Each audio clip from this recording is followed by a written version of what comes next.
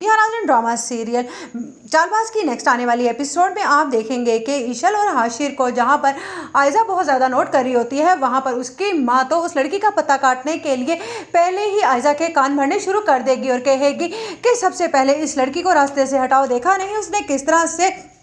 तुम्हारी छोटी बहन की इंसल्ट कर दी थी, जिस पर वो कहती है बुरा तो मुझे भी बहुत लगा था लेकिन अभी वक्त लगेगा। उधर आप देखेंगे कि जब असद पूछता है आयजा से कि मैं एक बात जानना चाहता हूँ, आखिरकार तुम्हें क्या ज़रूरत थी इतनी बड़ी रकम हक महल में रखवाने की, सब कुछ तुम्हारे ही तो था। जिस पर आयजा को बुरा लगता है और वो बात को बढ़ाने के लिए ये बात जब अपनी माँ से कहती है कि असद ने मुझसे ये सवाल किया है, तो उस पर आयजा की माँ जानबूझकर एक हंगामा खड़ा कर देती है और कहती है कि अगर हक महल लिख ही दिया था भाई साहब तो फिर असद को समझा दिया होता कि वो आयजा से इस तरह के सवाल ही ना करता। जिस पर असद कहता है बात इतनी बड़ी थी नहीं जितनी बड़ी चच्ची उसे बना रही है। जिस पर असद से कहता है कि ठीक है वो बड़ी है, अगर उन्हें बुरा लगा है तो तुम उनसे माजरत कर लो। जिस पर कहता है असद लेकिन एक तो उन्होंने अपनी मानी की आयजा के कान भरे और इतनी बड़ी रकम धोखे से हक महल में लिखवा ली और फिर दूसरा उल्टा मैं ही उनसे माफ़ी मांगूँ। उधर आप देखेंगे कि जब ये नोट कर रही होती है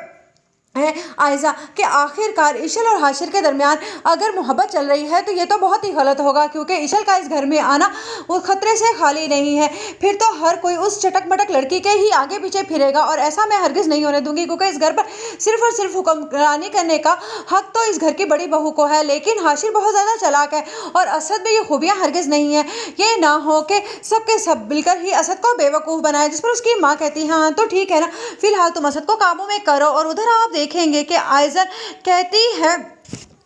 रोहान से कि उस दिन तो तुमने हरकत की है वो बिल्कुल भी ठीक नहीं है। जिस पर इनायत से कहता है रोहान कौन सी हरकत, वो तो तुम बुरा मना गई थी वरना इतनी बड़ी बात थी नहीं जिसका तुम लोगों ने इतना बड़ा बतंगा